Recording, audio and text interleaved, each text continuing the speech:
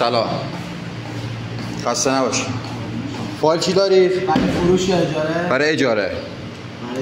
برای من پول مهم نیست. پول اصلا برای من مطرح نیست.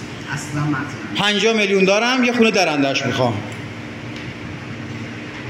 ببین خونه درندش برای یه دونه دارم 16 متره. خب پارکینگ داره. خب من ماشین ندارم، پارکینگ مهم نیست.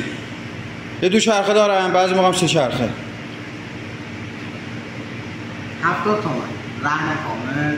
من 50 تومن بیشتر ندارم. حالا شما 20 تومن هم بذارم روش که میشه 70 تومن ندارم. 50 تومن یه خونه درندش بده به من.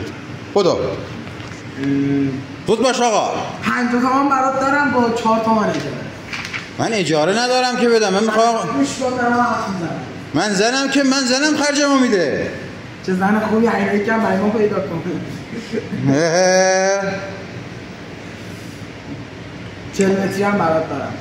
درندشت پنتوزه در پنتگوزه. بنویس همونو بنویس. ولی 60 تومنه ها. نه 50 تومن من میدم، به کرایه میرم نمیدم. کرایه نمیدی؟ نه بعضی موقع خودمون میخوایم بیارم اونجا با زنمون بگیم این مال کیه. تازه اون میخوایم بگیم این مال کیه. آها بس فقط اشغال میخوای، درسته؟ اشغال چیه؟ میخوایم زمینامونو تقسیم کنیم. شما چقدر شیرینی. ممنونم. آقا این چیه؟ کنترل تلویزیونه؟ نه مال پوله. باش. اینا چیه؟ چاقویه؟ نه با. خب بنویس بریم. بنویس. ببین کرایه نمیخوای بدی؟ کرایه ندارم با خدا. ببین یه جا رو برات دارم. خب 10 تومنه. همه هم حفظی یا ماشاءالله اصلا به دفتر نگاه نمی‌کنی. نه شما بشون 10,000 تومن. خب اجاره اینام نمیخواد. خب هر جا 26 میتونی ببری.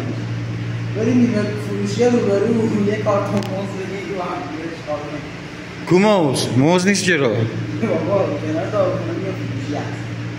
ما رو ایسکا کردی اسکول خودتی. خداحافظ.